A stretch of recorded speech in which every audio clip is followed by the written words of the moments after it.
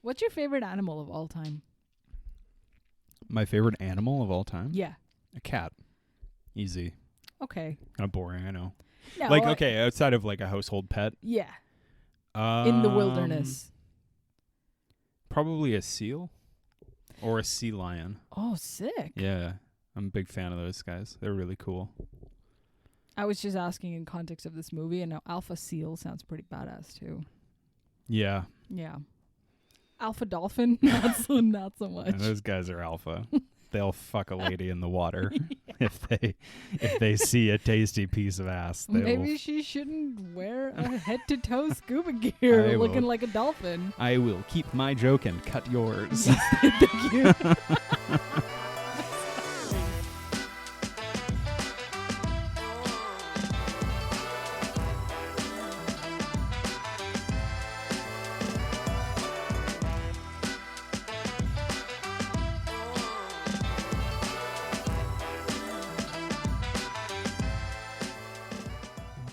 This sucks. I hate it. Why? Okay. Hello. That's better. Alpha seal face. Fucking ridiculous. Whatever. Yeah. Fuck you, sound. Okay. Fuck you, sound. Who needs it? Not us. Yeah. Fuck off. Think we need you, bitch? Think we need audio on this podcast? Fuck that. Yeah, so that movie. I could have done without like the end with Mark Rylance attacking them. I didn't think it needed it. What you talking about? I'm talking about Bones and All. Oh. Yeah. I was like, what attack? The movie we literally just watched. Yeah. Yeah. Yeah. I thought that was kind of like, it was a bit of I felt like it was a bit of a cop-out. It's a very Bollywood turn of events. No, I wouldn't even say it's very Bollywood. It's very Hollywood, where it was kind of like, it was like a sweet movie full of like feelings and stuff. Yeah. And that part was all good. And then it was like, oh, so there's a little thrill in here. And it was like, no. I mean, whatever. Like, let the children eat in peace. The part where Timmy Calumet like expresses his feelings about killing his father and stuff was like really beautiful. Yeah. And I was kind of like, why can't it just end like there? You know the part where it like pans across the vista and it's just like, let's be real people for a while. Just cut it. That's it. That's the end of that movie. Honestly, we don't need the rest. The rest had no thematic value to the film whatsoever. No, it was very like dream sequency, where they wanted to take these sweet two loving cannibals and put them in the real life. But they didn't need it. They didn't need it. It was a really good movie, but yeah. Did you call it Timothy Chalamet? Yeah. Timmy Callie. Timmy Calumet. Yeah. Okay. He's the worst one of his family. Yeah, Titties Chalamet. That's where Titties. Sorry. Pauline Chalamet. She has personality also. She's got tons. She's so funny, She's tons of personality. She would love this. She would love me for saying She's great. She's amazing. She's an incredible actress. She's got way more personality than her brother. What if they had her in all the movies but replaced him? So just in Dune. Immediately better films, yeah. Oh, that's perfect, because Paul and Pauline, yeah. What's up? You really fucked this one up, Denis Villeneuve, yeah, if that is your real name. Yeah. Welcome to The Low Ceiling. This is not a podcast about Bones and All, but we might mention it on our next episode. Spoiler alert. And I am called Jon. Sorry. I don't know why I laughed so hard. What a weird introduction. Did I already say welcome to The Low Ceiling just then? No. Welcome to The Low Ceiling. I'm Jon. I'm Pri. This is a film about mediocre podcasts and their shitty hosts, most of which are me. I'm the alpha dog of shitty hosts. I'm the alpha dolphin. Yeah, the alpha dolphin. Today we're talking about Alpha Dog, a little film from 2006. Oh man, what a time to be alive. Yeah. Do you remember being in 2006 and just being 2006 years old? Well, however old we were then. Yes. And being, because you saw it as a teenager, this movie. Yes, shortly after it was released, not in theaters. It was a random DVD I picked up. Oh. Yeah. Did you have any moment where you were like, yeah, teens do be doing shit like this? Yeah. I think I mean, cards on the table. I think this is quite a good movie. For sure. And there's lots of reasons I understand why people don't like it. Mm-hmm. but I actually think it's quite good, and it's aged really well in its kind of indie crime thing. Yeah. And there's another reason I think it's aged really well that I want to get into, but it's a larger discussion. Right now though, I want to hear like what you think about this film. You've never seen it until I had never seen it until literally this week, and I love it. I love it. Yeah, you really liked it, uncomfortable. right? It's weird. There's so many things that are not done in good taste, but it's a real story, no?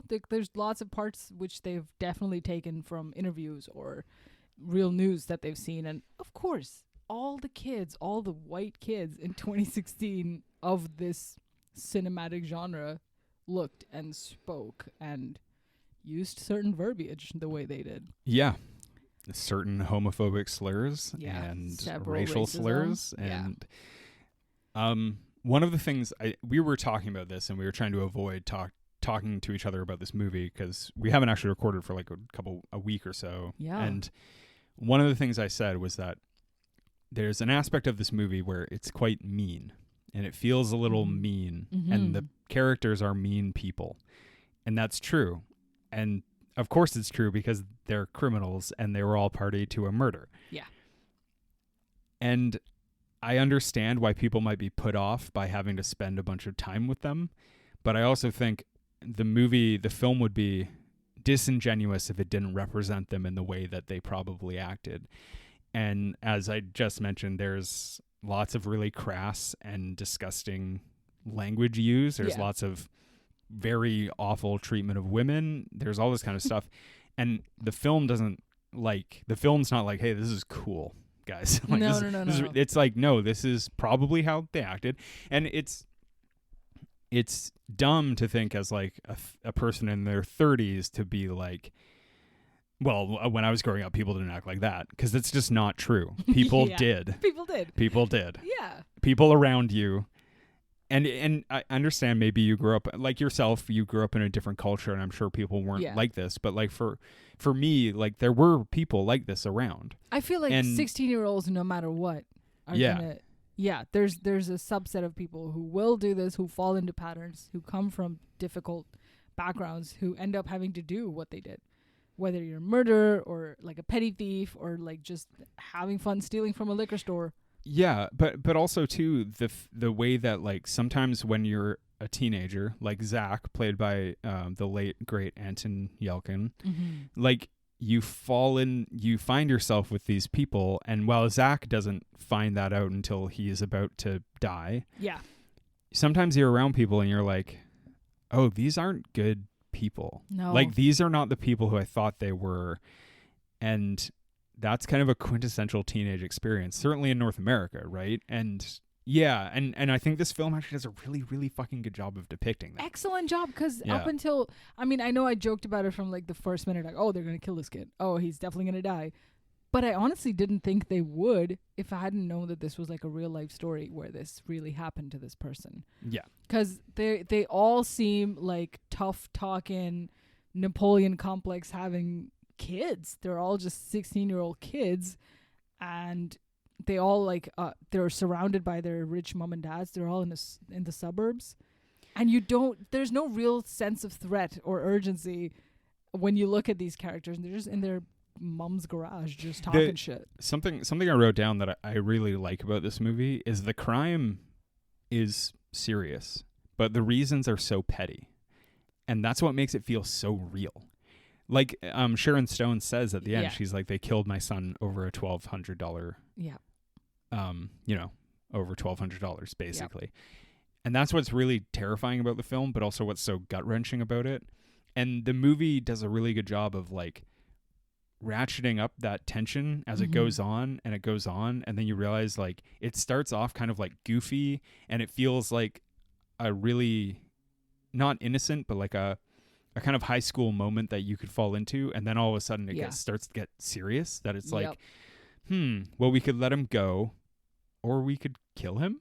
And then it starts to be like, are they actually considering that? And then it's like, they are considering it, and oh my God, they're doing it, basically. That's like, and that's the journey that Justin Timberlake's character goes on. They pulled a Lord of the Flies real quick there, although I feel like the inciting, like the spark that led to this decision of them being like, we're just fucking around with this kid, we're just kidnapping him for shits and giggles, to, oh, we straight up have to murder him, is because older people, like adults, spread the concept of like kidnapping not being something to take lightly.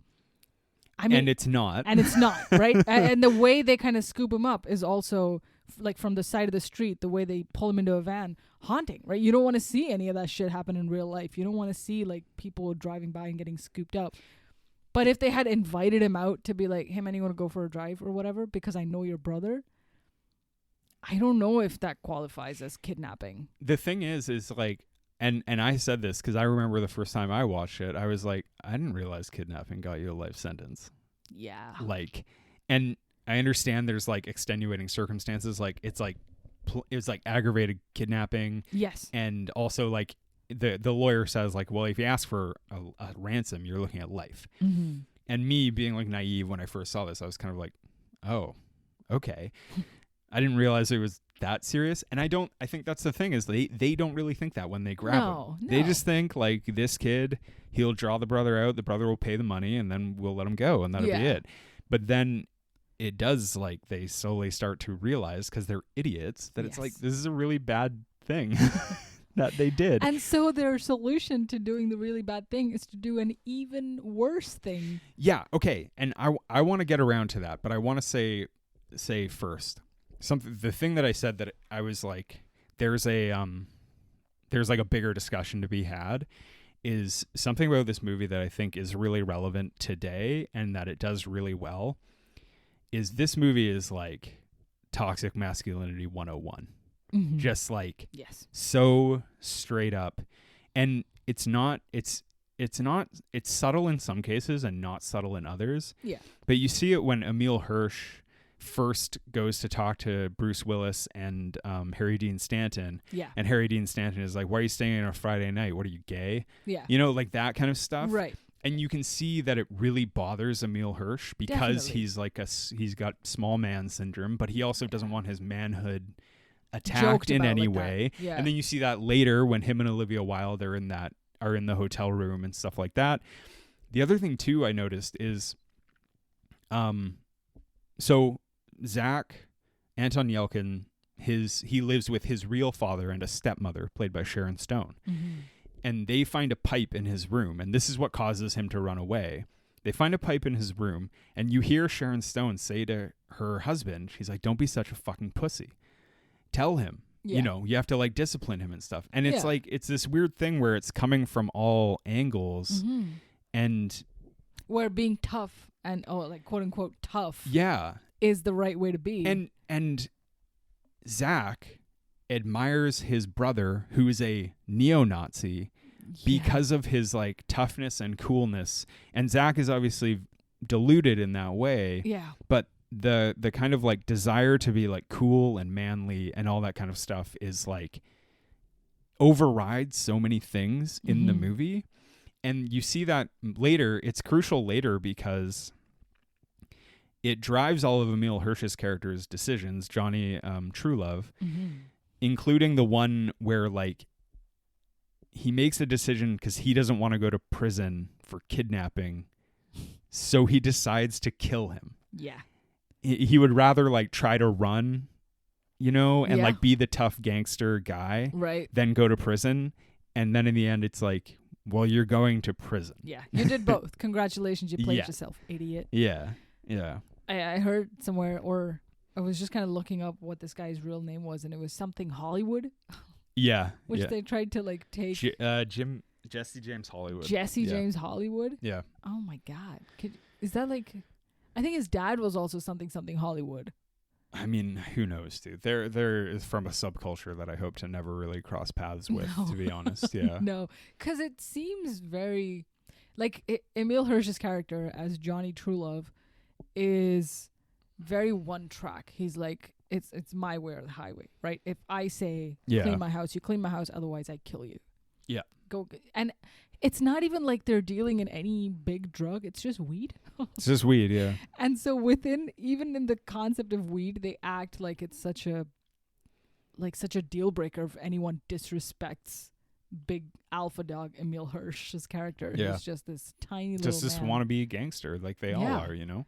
The thing is too, the irony, and I think maybe a reason people like were put off by this movie is that Justin Timberlake, who I think is quite good in this. Yeah. Excuse me. Frankie is like not a terrible guy. Mm-hmm. However, he's all this like talk and bravado and bullshit. And then in the end, when it comes to the chance for him to he could actually set Zach free. Yeah. When Elvis leaves to dig the grave, mm-hmm. he's sitting alone in the apartment with Zach, and he suggests like 2 things for him to like get out of the apartment. And Zach, but he doesn't like tell him. He's like, if you stay, you're gonna get murdered. Yeah. Because he's afraid of Johnny. Yeah. And that's in the end, it's like he did his best, and his best clearly wasn't good enough, and he knows it. Mm-hmm. And then he does it out of fear of this little man, you know. And that's what's so upsetting, is because Frankie really kind of wants the best for Zach up until the end, where he can't stand up to his own fucking this fucking guy, you know. When like Emil Hirsch's character decides to kidnap this kid, he doesn't take him where he has to be responsible for this. He just pushes him over to Justin Timberlake's character. So Frankie, you take this kid, take him to your rich dad's house, fucking figure it out. And so from the very beginning, Emil Hirsch, who's like the alpha dog, does not take like direct kind of culpability for any of that. Yeah. Do you think maybe he made that decision very early on, that I don't really give a shit, I'm gonna kill this kid? Yeah, well, you can see how he just is a manipulator. Yeah. Right? Yeah. Like, and the other thing too that's so frustrating about it is like, he's a manipulator because his dad is actually the real threat. Bruce Willis is his dad. And like, that's what Elvis says to Frankie in the end. He's like, you're like, whatever about Johnny, but you don't want Sonny True Love knocking at your door, right? Because his dad is like the real gangster in a way, which is so much more frustrating too. Yeah, because it's like the shithead kid in your high school whose dad owns half the town. Yep, and he's just you're like, I want someone to punch him in his dumb face, and no one really will, you know? Yeah. Let's get into the plot. Let's do it. Yeah. Basically, like, the setup is that like Emil Hirsch runs this like little weed selling crew in Southern California. Justin Timberlake, a couple other actors, one of which is named Elvis, played by this guy Sean Hatosi, who I think was really fucking good in this movie. Oh yeah. And that dude, he's been in a couple other things. I recall his face from an episode of 6 Feet Under for sure, but he's also just like he's just kind of a fucking working actor, man. He's been in like 100 things. Oh, shit. All kind of small roles. And but this is kind of like the only movie that I can really think of him in. And he's really good. Have you seen Witness Protection? No. He was big in that. Yeah. But yeah, a lot of movies that are like Witness Protection, Bad Lieutenant, you know, that sort of. Yeah. What a time. Yeah. What a time to be alive. So basically he runs this crew. They're funded by Bruce Willis is like the father of Emil Hirsch, and he kind of provides like the money, and Justin Timberlake's dad provides the weed. Yeah. Elvis is like working off a debt to Johnny, and that's kind of that's an important plot point. They start the movie with that kind of stuff. Yeah. And all they do is basically like drink, party, and yell homophobic slurs at each other. That's it. You don't even see too many like drug exchanges or anything like that happen. They don't spend any time in the streets. You barely see the ongoing crime. Oh, God, no. Yeah. The real crime is all the somewhat mediocre acting. They get right to the real crime. Yeah. Essentially, so Ben Foster is a really good actor. What a force in this movie, though. Well, kind of. I certainly think around this era, every casting director was like, so we need someone insane, and they're like, just like, Ben Foster, I got him on speed dial under insane fucking guy who's might be on meth. And then like, as soon as he picks up the call, they're like, Ben, we need someone insane. He's like, I'm there. I'm there. Yep. What do you want me to do? You want me to put SS on the back of my neck? Do you want Hitler tattoos and a big poster? I'm there. But then he also has like Hebrew tattoos. Yeah, on his chest. I couldn't get to the bottom of what this thing is. He's like a Jewish Nazi, because also Emil Hirsch calls him a Jewish slur. Yeah. So I don't understand what was happening there. And maybe there's like a deleted scene that explains it. That's a lot of fuckery to like back and forth on, like, maybe take 2 seconds. This is more fuckery than Master Gardener over here. Like, so at least that's straightforward fuckery. This one is like, eat, pray, love through your own mind. It certainly like raises more questions than it answers, I think, and that's never a good thing. No, God no. So he owes money to Emil Hirsch, Johnny Truelove, and he tries to borrow it from his parents. And his brother Zach lives with these parents, and his mom is played by Sharon Stone. That's kind of her. She's like a supporting role in this movie. She's very good. Fantastic. She has a really good scene later, which we'll get to. So essentially, Ben Foster goes to Emil Hirsch and says, "I don't have the money I owe you." They get in a fight, and they kind of have this like feud. Like, that's the first kind of 30 minutes of the movie. Is like, so Emil Hirsch gets Ben Foster fired from his job, a scene which includes one of the greatest cameos ever. Oh my gosh. Ever. Oh my gosh. I don't even know his name, but we only know him. I can't believe I didn't look up his name so in that a more we could beloved say way as Nathan's dad from One Tree Hill. Dan One Tree Hill. Dan Tree Hill playing an ex-con with like scars on his face, Paul Johansson, sick mustache. Speaking of toxic masculinity, there you go. Dan poster Scott child. is the poster child of toxic masculinity, for sure. And in this, he plays just the fucking hardest call center manager you've ever fucking seen, dude. Rolled up sleeves. He's got a handlebar mustache. He's got you can see a skeleton tattoo on his neck, and he has like a big scar on his face. It's amazing. He has like one line. Yeah, and he steals it. Brilliant. Like I was hoping for him to maybe come back at some point, but I'm glad it was just like a little glimpse of a moment.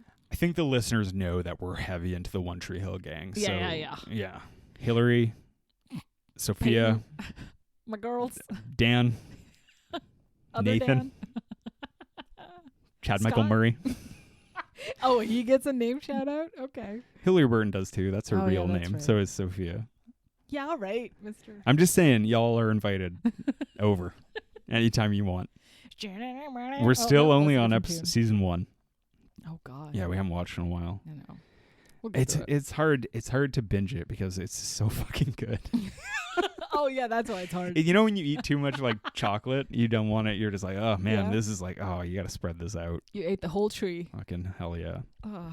One tree hill. I gotta have more trees up on that hill. That's enough of that. So, and then Ben Foster, after he gets fired from his house, he breaks into Emil Hirsch's house. Yeah. He shits on the floor, which is really great, and steals his television. Mm-hmm.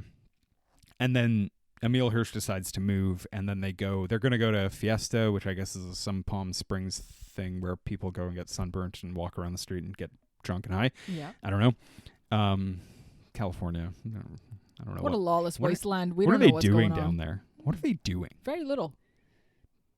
Do they know what they're doing? They do little. I think that's why they're all happy. I think so. Yeah. I think they mostly just tweet.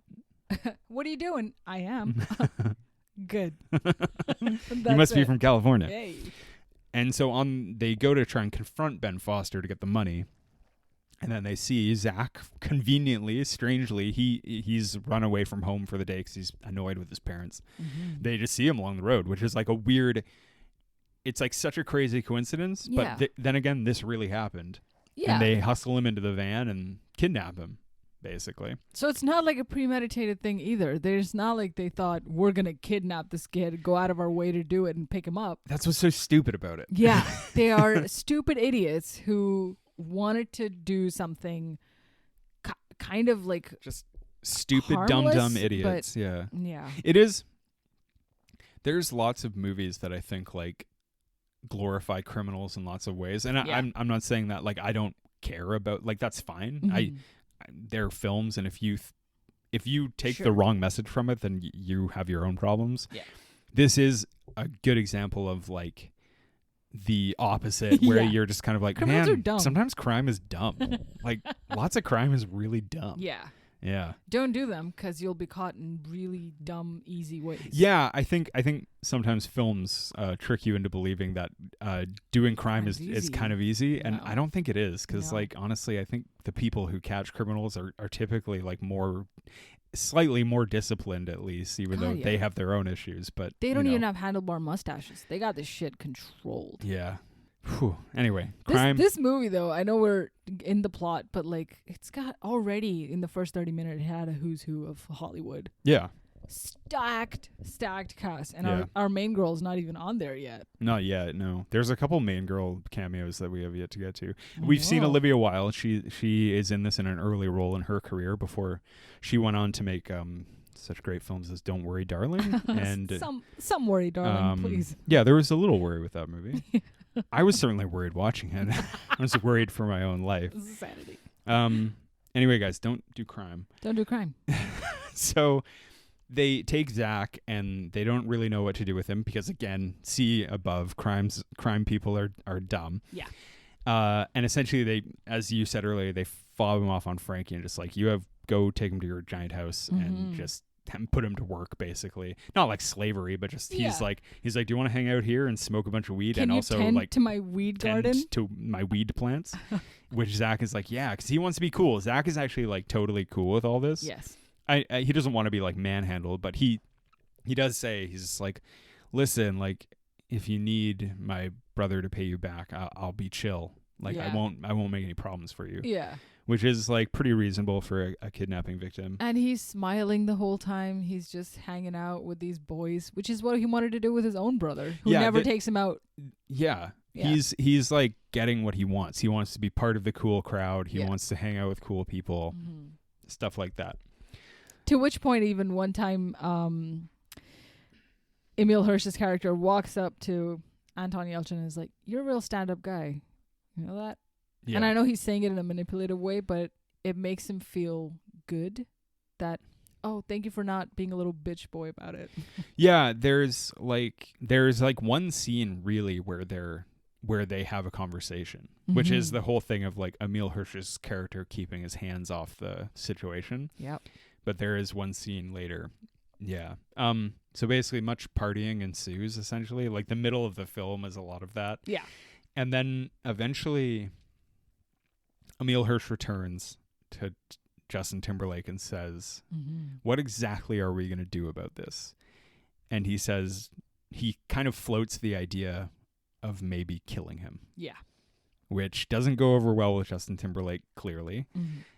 And Johnny Truelove offers Frankie money to kill him, which he turns down. And so he tries to convince him he's just like, why don't we just like tell him he can hang out any time, maybe put some money in his pocket, tell him he's our boy, as he says. He can come by, he can hang out with us, and then we'll just let him go. Yeah. Which Emile Hirsch is... Can we pause for a second and talk about Emile Hirsch? Yeah. I think he was a really good actor. He had, I believe, some substance abuse problems that like kind of altered his career. But at this time, he was kind of like a rising star. And I think he's a good actor. And I think in this scene specifically, you can already tell that he's not amenable to the idea of letting this kid go. Yeah. And you can just see it on his face. You can just see he's just kind of like, yeah. It's micro expressions. Yeah, good idea. Fucking he's great. like, yeah, that's a good idea. And you can tell he's not going for it. No. I really like Emile Hirsch, and I regret that maybe he wasn't in as many good movies. Yeah. However, like I think I've said before that Into the Wild is like one of my favorite films of all time. I'm also quite partial, and we might cover it on this pod, to The Girl Next Door. Another cinematic masterpiece about going into the wild. Really not like real film. Wild. Yeah. Yeah, he's great. It also has the guy who plays Keith in Alpha Dog, and it has little Paul Dano in his kind of fucking big film debut. His maybe big tall head. I always have trouble seeing Emile Hirsch as play like a villain or a bad guy, and that's true of like some faces where you can't quite disconnect. Which is why it is the perfect casting for a film like this. It's exactly why it's a perfect casting, because you're just like, this is just a persona that you're really shitty at. Yeah, like Justin Timberlake, you're a baby. You're not going to kill nobody. Yeah. Oh. Yeah. Spoilers, they do kill somebody. They certainly do.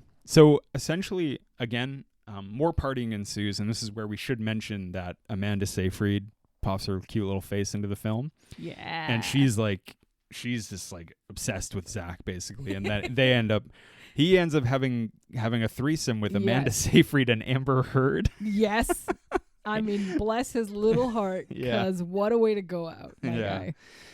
He's also, it's his first time partying and his first time lot of things. He's just smoking a bunch of weed and drinking he's having and just like hanging the out greatest with evening. Blonde California ladies who are... All the girls at the party are fawning over him because they keep calling him Stolen Boy. Are you the Stolen Boy? Yeah, there's like this sexiness to the crime. Yeah. So even now, no one's really taking it seriously because it's not been portrayed as a serious crime. They're just like, whatever, we're hanging out with this kid. This is also the classic example of like... Crime equals not cool, but you can see the characters in the film being like, man, crime sometimes is cool. Yeah. Including the quote-unquote victim who's like... I like being adjacent to a crime. Yeah. Oh, what's that? I'm the object of affection because of this crime? Yeah. Yes, more crime, please. Yeah. I'll continue to take part in this crime. Oh, shit. Yeah. At that point, Johnny Truelove calls his lawyer and he's like, hey, so if someone kidnaps someone, what would happen? And the lawyer's like, life in jail. And that kind of shakes him a little bit. Yeah. And like literally 5 seconds later, he's like, okay, Justin Timberlake, can you get this kid out of sync? Well, so what he does basically is there's a interesting like kind of turn of events here. So he goes to Elvis. Yeah. And I find this scene really interesting because he treats Elvis like shit. Elvis owes him a bunch of money. But he also is kind of Emile Hirsch's lapdog in lots of ways. He cleans his house to work off his debt and stuff, and he'll do whatever he says. Totally. And he's also ridiculed by the rest of the group. There's a scene that's like, speaking of the toxic masculinity thing, there's a scene early on in the film where Justin Timberlake drunkenly says to Elvis that he's like, I bet if Johnny asked you to, you'd suck his cock right now. Yeah. You get on your knees real fast. And Johnny, making a joke, not joke, says like, do it, you know? And it's very like emasculating and uncomfortable and obviously not cool. Like it's just so, and just homophobic and awful. And yeah.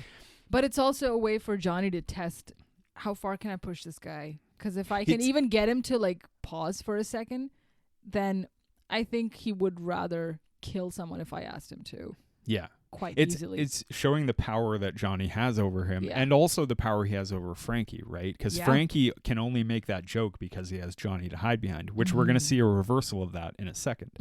So Johnny goes to Elvis and he says, like, this is a problem and we have to deal with it. And Elvis, who is honestly a real criminal, is like... Oh, he's a crazy guy. But he's willing to go there. Yes. And I think the thing is that actually in this scene I find really interesting is the weird thing that draws Johnny to Elvis is that Elvis truly is a criminal and Frankie's just a fucking dumb kid. No. But which is why I'm like, I originally found it hard to believe that someone as psychopathic as like Elvis's character, why would he make himself small to this rich kid, Frankie? Johnny. You know what's interesting too is that in this moment, Elvis is basically like, I guess we'll have to kill him. Big man. You know? And Johnny can't now back down from him. That's right. And he now has to, like, because he realizes he's like cold, dead serious about this. And he kind of has to do it. So what they do is they go to another friend played by Vincent Kartheiser from Mad Men. Oh my God. And they borrow his car. And then Johnny basically is like, sends Elvis away to go get the kid. They throw a big final party for him. And then as the party dies down, Elvis shows up and they take him away into the hills and fucking murder him and bury him in a shallow grave. Yeah. In a scene that is really, really upsetting. Like really intense. Yeah. Oh my gosh. And it's dragged out to like the right amount of disturbing length. Yeah. And also there's a scene where Elvis shows up and tells what I was talking about earlier, the inverse, where Elvis shows up and tells Frankie, he's like, we are not taking him home. We're killing him. Yeah. And Frankie, unlike Johnny, backs down on Elvis, and Elvis is like, well, I'm going to kill him and you're going to help me. And he makes him do it, basically. And that's what's like super upsetting is like Frankie likes the kid, as he says in that scene. Yeah. But he like takes him up and ties his hands and puts tape over his mouth and like just helps it He's happen. a full-blown accomplice. Like full on. Yeah. He got life in prison. He basically killed him. Yeah. There's like a gut-wrenching lead up to this scene. The audience already knows this kid's going to die, right? But in the moment where everyone in the car also knows who's going to die. Yeah. But this kid is oblivious because he's like, you guys are my boys. Like, you're my best friends. He's like stoned and drunk and fucking and partied out and just yeah. Oh man. Also, you know what's also upsetting? Like you maybe first time, but on repeat viewing, Amanda Seyfried gives him her number. Yeah. And when you see it again, you're just kind of like, oh man, you're never gonna follow up on that. Like you're never gonna actually have a relationship with this woman, you know, who's just a fucking, she's a drunk lady who she's a party girl. Yeah. Yeah. But like, whatever, like he's a kid who, that's what he wants. Like he wants to fucking, of course, you know, and it's like sad to, yeah, because he fucking, I mean, I hate to bring it down, but Zach died very young, the same way the actor who portrayed him died very young in a tragic accident. When I found out about like the way it also went out, just awful, insane accident. For anyone who doesn't know, Anton Yelkin died, I think, in 2016. Damn. And if I'm getting my facts straight, he was like getting mail from his mailbox, and his car's brakes fell out, like gave out, and the car rolled down the hill and pinned him against his gate, and he died there. And it's really tragic because he was such a fucking good actor, and just like like he had such promise, and he'd already made some incredible work, and it was tragic and horrible for everyone. I hate to see that in this context as well, because I've never seen this movie before, and then watching it after the fact is worse. Yeah, it's pretty rough. He just was so good. Yeah, he's very good in this too. And then we have a scene with Sharon Stone, like playing the mother from much later, getting interviewed, and that's a really chilling. I did scene. Not recognize that it was Sharon Stone, because I thought it was documentary, like a fat suit. I thought it was documentary footage of her. Of the real. God, no. And so that's why it was jarring, because I'm like, how did they fucking stitch this together? That would be really awful. That would be awful, and also that's why I was like, "That's fucked up." And then I look in a little bit deeper, and it's like, that is Sharon Stone in a full-blown fat suit. I want to be clear too that like I don't know a lot about the actual crime that happened, and I didn't research any of it, and I'm like, we're talking about the film on its merit. Yeah, I'm not that not interested, but I don't want to like.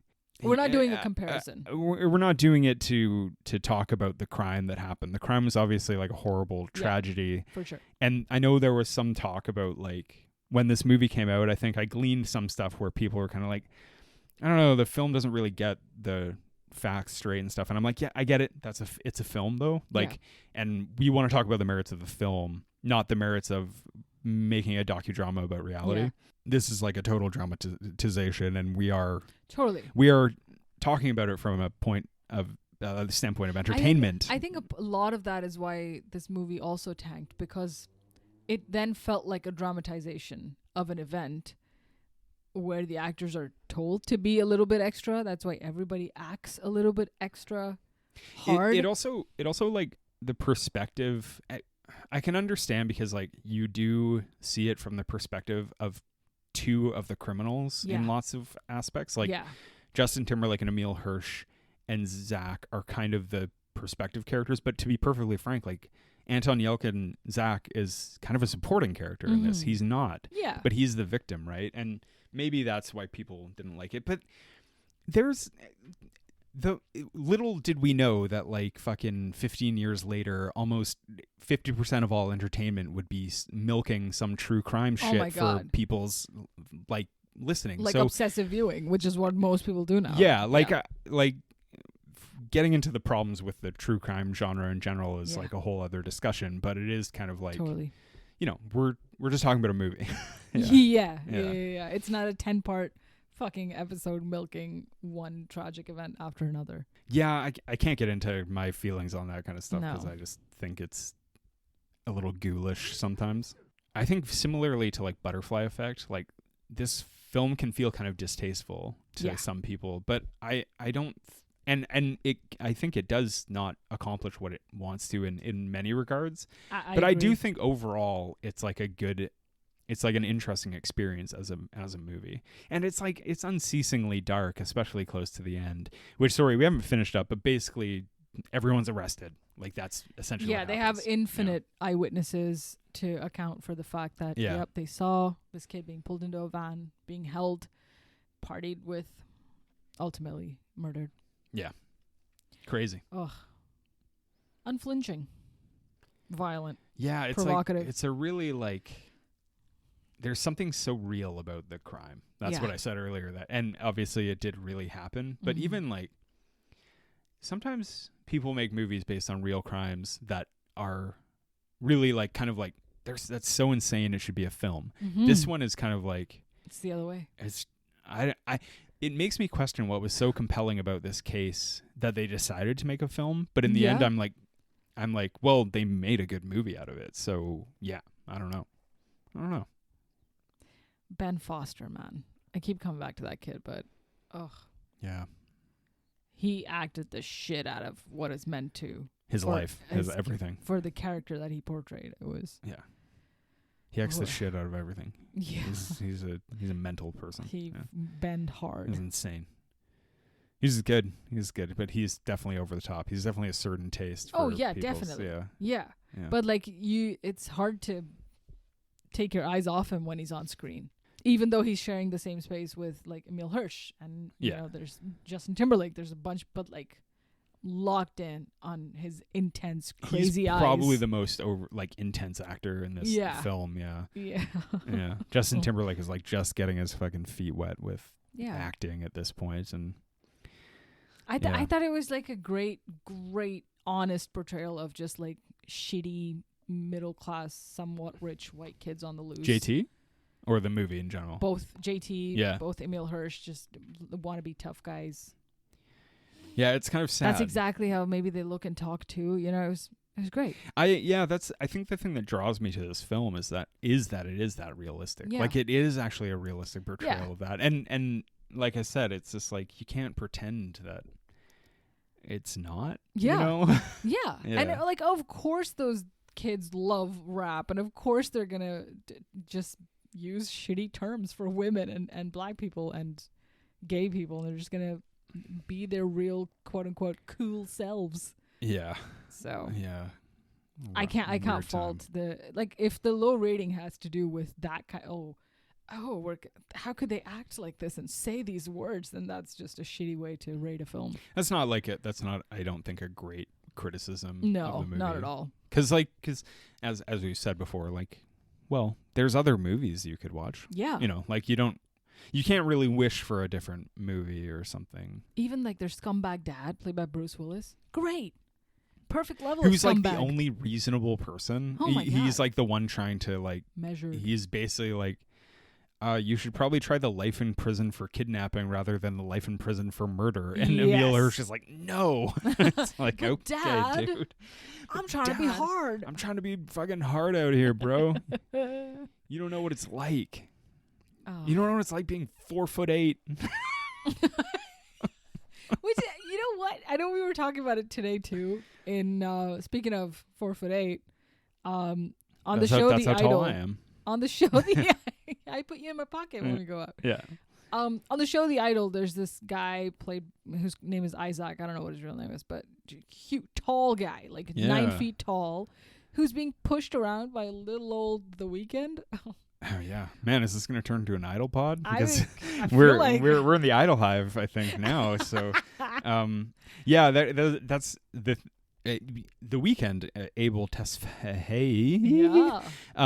I mean, he kind of portrays little man syndrome in that film. There you go. Piece of fucking cinema television really well, actually. Because he's such a short guy. Yeah. I just cannot. I mean, I know like insecurity is like a fucking just parasite that like drills into your brain, and it's hard to kick it out unless you're validated by your loved ones or you're really reflecting to the point of accepting it. Yeah. So like that is my own bias. Why is a tall person even scared of anything in the world? Which is just a shitty take. Can't they just step over them? That's what I'm telling you. The thing, which is why all my friends are short. I love you all. But the thing too, I think that this movie kind of does well, which I said earlier, was like, whether Emile Hirsch is short or not, it certainly can't be. I love the idea of being like, I mean, crime is just committed by short people. Look at Robert De Niro in Heat. He's tiny and he's a criminal doing hella crimes. Yeah, but Julius Caesar and like maybe like Tom Cruise has always been like, listen, I've always wanted to portray short people as good because there's been an overwhelming portrayal of short people as criminals. None of this and Disney horrid shit. People. Yeah, but the thing about it's like whether Emile Hirsch's character is like short or not, suffering from little man syndrome or whatever, it certainly like can't be healthy to like go say hi to your dad and your uncles like every time you see him is like, what are you doing, what are you, gay? It's like that guy's a fucking bummer, dude. It's like obviously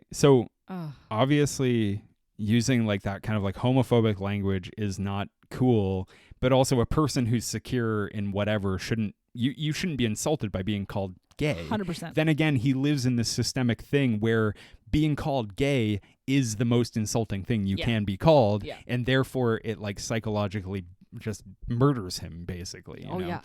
And like that's 2006 for sure. Yeah. Oh my god. Yeah. Like he has no perspective. But it's also, you see it in like the group of friends where it's like whenever an insult comes up for someone, they call them some sort of homophobic slur basically, and that's like the worst thing that they can say to another person, even though it's kind of like what if I was? Who cares? Like exactly. You know. Yeah. Yeah. Someone called it an emotional snuff film.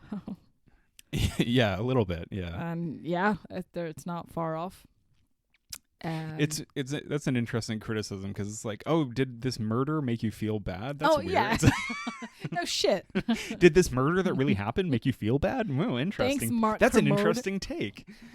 Your toilet name. You anything else on this one? I'm happy I saw it, and I'm happy it made me feel all the things, made me feel queasy and comfortable. We haven't done a top 5 in a while. I have an impromptu one. Oh shit! Get into it. All right, top 5 short kings. Go. All right. Mark Zuckerberg. No, I don't think Zuckerberg's short. Damn, he's got a lot of Don't short look energy. it up. Don't look it up. We're just I just want to see how tall he is. I don't know. Don't look it up. I don't want to know how tall Mark Zuckerberg is. Oh. Okay. Mark Zuckerberg. I'm going to go on the record here. I think Mark Zuckerberg is 3'6". You're saying that he's not short just now. And the reason that he backed out of that fight with Elon Musk is that Elon was afraid that he would just take out his knees. And I don't think Elon has knees, so that's scary. No, Elon doesn't have a spine. That's where you confirm. Okay, yeah, anyway. True. He doesn't have much, actually. Yeah.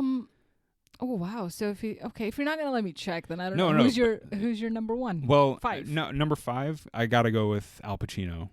He's a short man. Yeah. It's been known. Short guy, and certainly a king.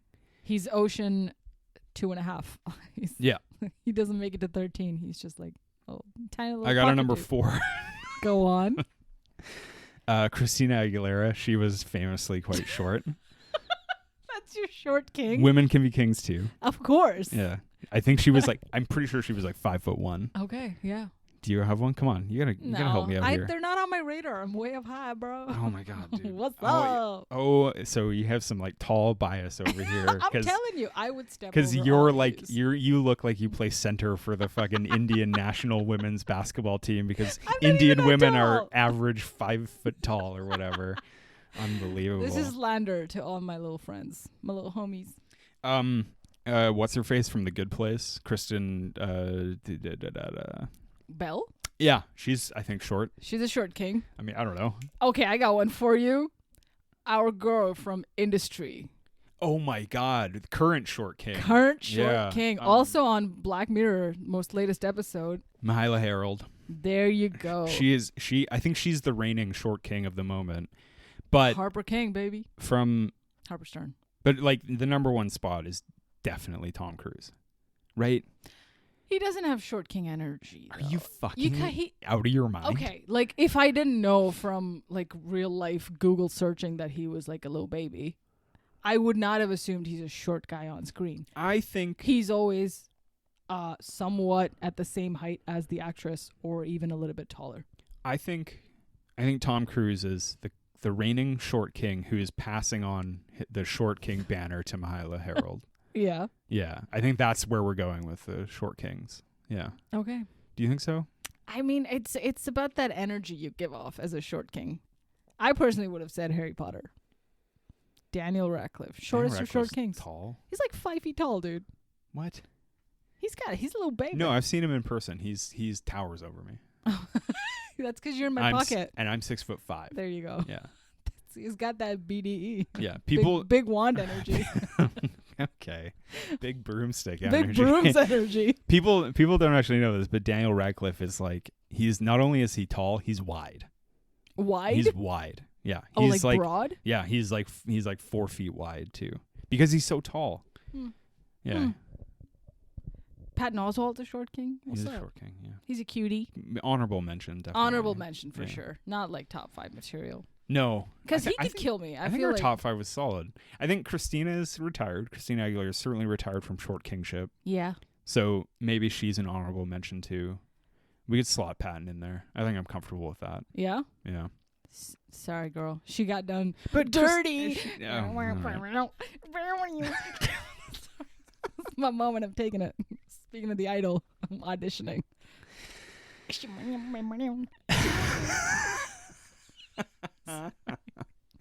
The Idol does give dirty with 2 R's vibes, certainly. Yeah. I mean, 2 of the 2 short kings, Lily Rose Depp. You've seen that video, right? It's incredible. Which one? For Dirty. Oh, yeah, of course. It's like one of the most concontroversial videos ever made. Even though now, looking back, it's like pretty tame. Yeah. But the Idol is, I swear to God, they were like, we want most of this to be filmed like the Dirty video. Pretty much. It's great. Guys, watch The Idol. Check out Alpha Dog, the movie we're actually talking about right now. Yeah. Even though we've gone on a huge tangent about short We folks. even started off with a weird tangent. Just remember, crime is not very cool. Not cool unless you do a cool one. In which case, like that's like listening to this podcast. In which case, I encourage you to do cool crime. Do the cool crime of listening to us. And if you're a short king, just be a king. Like and subscribe. Be a fucking king out there and like and subscribe. Smash that like button. Only short kings for this pod. If anyone out there listens to us and they're over 5'7", we don't want you. Fuck off. You can go fuck yourselves. Leave. Yeah, we want to be the tallest people who listen to our own podcast. Except for Steven. He's allowed to stay. Yeah, well, we'll see. Okay. This has been The Low Ceiling. I'm Jon. I'm Pri. Love you. Bye-bye. Bye.